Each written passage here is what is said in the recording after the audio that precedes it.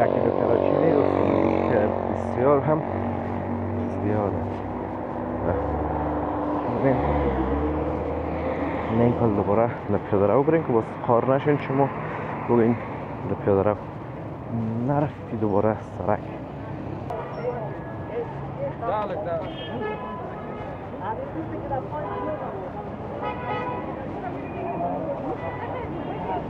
رسیدیم دوستان عزیز دوباره پیش تیموریان. از تیموریان از ماهی و جلبی از چی بگویم دوستان عزیز؟ یک ماهی جلبی داره که در این دوستان عزیز که کار رو ببینیم.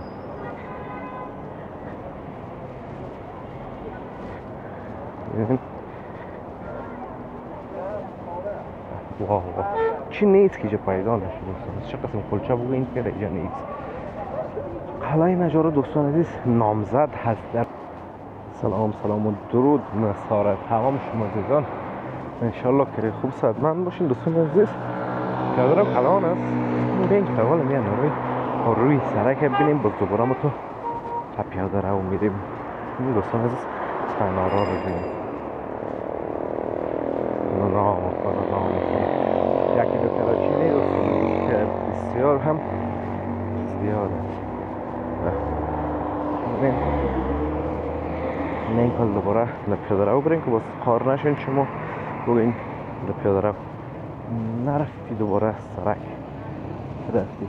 نیم دوستان عزیز لپیاده رو و همونطور سلو با پیش میریم. ببینید انا رو ببینید در روی سرک کشیدن و میخوایم بفروشن. وقت انار هست دوستان عزیز و ناگفته هم نمونه که ما در نزدیکی چهارراهی قلعه نجارای شهر کابل قرار داریم. دوستان نهایت گرامی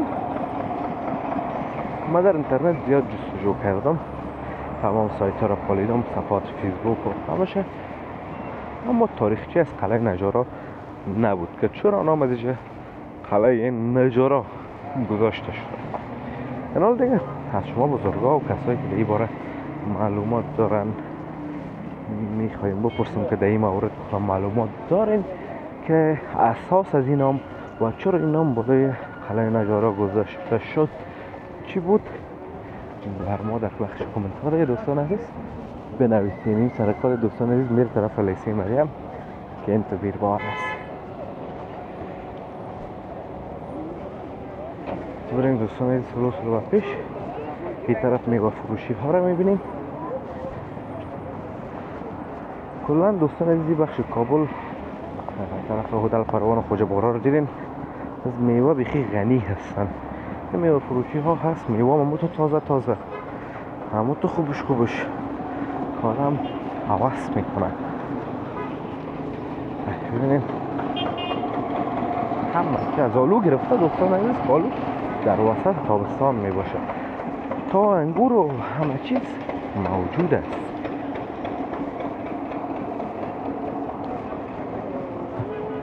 ترکاری برگر در بین از این میوه فروشی ها هم دکانایشان هست، اما زیادتر دیگه همی میوه از دوستان ببینید کلار کشال هستن.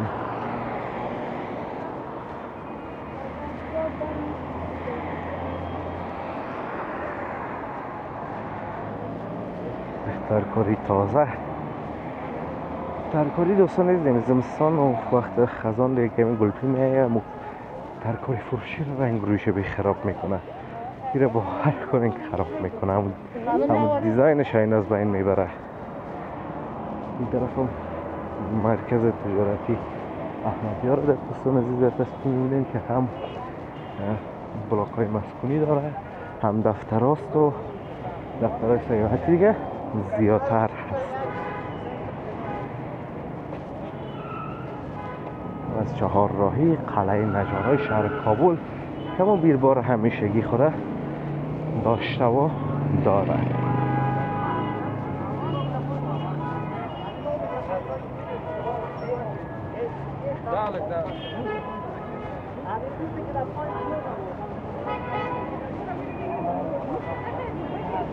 رسیدیم دوستان عزیز دوباره پیش تیموریان.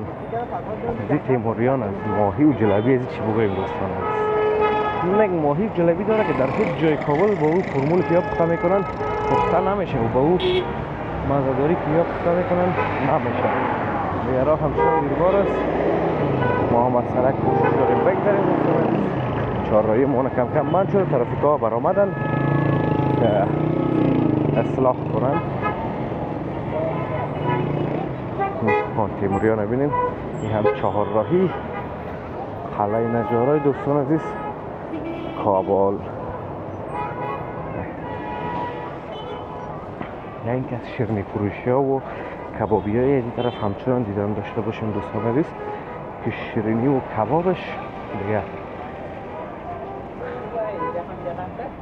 واقعا زبان زر هست. خصوصا دوباره می شیرینی فروشی تیموریان که کلچه پخته میکنه، کیک و کلچه هر دوشه یک مزه دیگه داره. البته قیمت‌تر از دیگه جایا هم هست، هم ارزشش داره واقعا.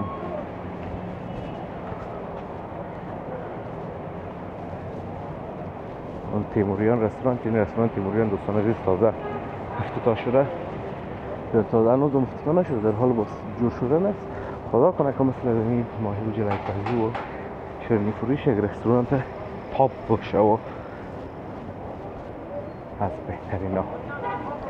کباب هم دوستان عزیز دیگه ببینیم اونا پکه کرده میره و مانده میره.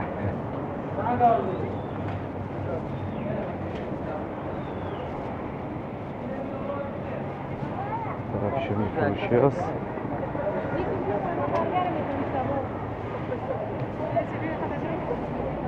شیرینی فروشی ها هست. خب دوستان عزیز خواهره ما میگذشتن دیگه طرفتر آمدیم. حالا دوباره شیرینی فروشی های دیگر رو میبینیم. کم نیست شیرینی فروشی دوستان عزیز. کیک کلچه رو ببینیم دوستان عزیز، کیک ها رو ببینیم.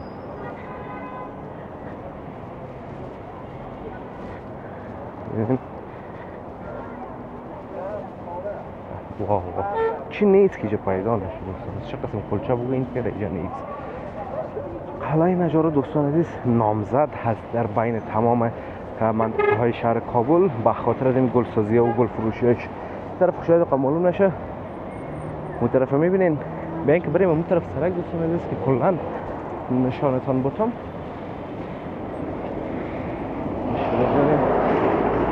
موترها را گل میزنن. 2000 رو ببینین بیخی پخته پوش کردن. اون الکسس و الکس 570 و الکس 600 خو سر دستشان از دیگه بیخی سفیدش کردن پخته.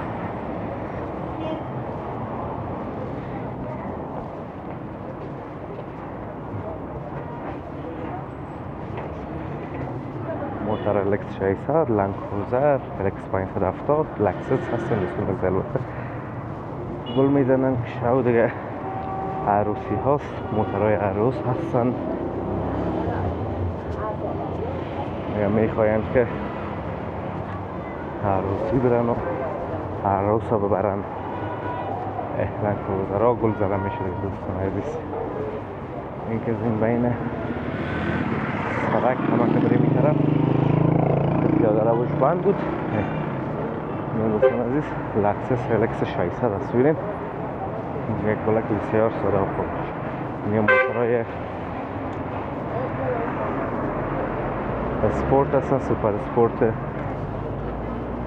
شوار لایت که تک نفره که میرن بازم یا استفاده میکنن. سابق دوستان عزیز موترهای کلانه که میگرفتن باز مادر عروس هم میامد، یا مادر عروس نه، مادر داماد او هم میامد. یک چند نفر دیگه هم باز عروس میرساندن. باز حال خوش نیست، دامادها خوش ندارن. اول بین دوستان عزیز که طرف سرک بریم دامادها خوش ندارن، میگه فقط 2 نفر باشه، عروس و داماد باشه بس خلاص. باز موترهای خورده میگرفتن از قبیل بنز و همه چیزا. باز بعدا حالا موترهای کلان میگیرن. نه موترهای کلان فقط 2 نفر میشینن، 3 تا پشت سر خالی میمونن. خب دوستان عزیز امیدوارم از ویدیو خوشتون اومده باشه. ویدیو رو لایک کنین، در کانال هم سابسکرایب کنین تا ویدیوهای بعدی همه تون به الله متعال پاک و بی‌نیاز میسپارم. روزگار خوب خوش داشته باشین، در پناه الله متعال باشین. الله حافظ و مردوار همه تان.